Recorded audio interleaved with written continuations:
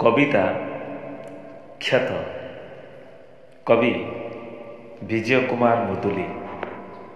କ୍ଷତ ଏକ ନୀରବପଣ ଯାହା ବୁଝେଇ ହୁଏ ନା ଶବ୍ଦରେ। କ୍ଷତ ଏକ ନୀରବପଣ ଯାହା ବୁଝେଇ ହୁଏ ନା ଶବ୍ଦରେ।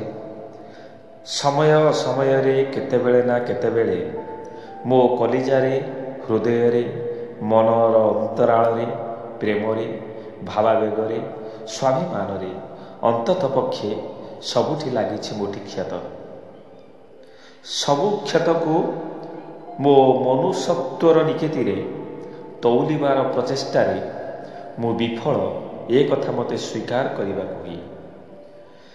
ଯେତେବେଳେ ଯେଉଁ କ୍ଷତ ମୋ ଦେହରେ ଅବିର ପରି ବୋଳି ହୋଇଯାଏ, ମୁଁ ତାକୁ ଘଷି ମାଜି ସଫା କରେ। ଅଥଚ କିଛି କ୍ଷତ ମୋ ଭାବାତ୍ମକୁ ଭେଦ କରି ସେମିତି ଚିରକାଳ ପୀଡ଼ା ଦେଉଥାଏ।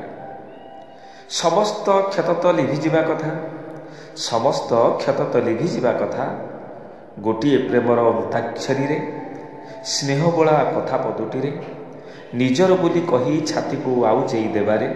ଅଥଚ ତା ହୁଏ ନାହିଁ। କ୍ଷତ ଏକ ପାପ ନା ପୁଣ୍ୟ? କ୍ଷତ ଏକ ପାପ ନା ପୁଣ୍ୟ? ଈଶ୍ୱରଙ୍କର ଯୋଜନା ନା ପରୀକ୍ଷା? କେବେ କେବେ ମୋତେ କଠିନ ଗଣିତ ପରି ଦୁର୍ବୋଧ୍ୟ ହୁଏ କ୍ଷତର ପରିଭାଷା। ସବୁ କ୍ଷତକୁ ମୁଁ ଭୁଲିଯିବାକୁ ପ୍ରୟାସ କରିଛି, ଅଥଚ କିଛି କ୍ଷତ ଭୁଲି ହୁଏ ନାହିଁ।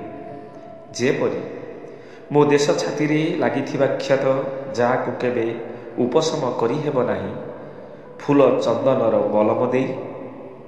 ଯେପରି ମୋ ଦେଶ ଛାତିରେ ଲାଗିଥିବା କ୍ଷତ, ଯାହାକୁ କେବେ ଉପଶମ କରିହେବ ନାହିଁ ଫୁଲ ଚନ୍ଦନର ମଲମ ଦେଇ। ଧନ୍ୟବାଦ।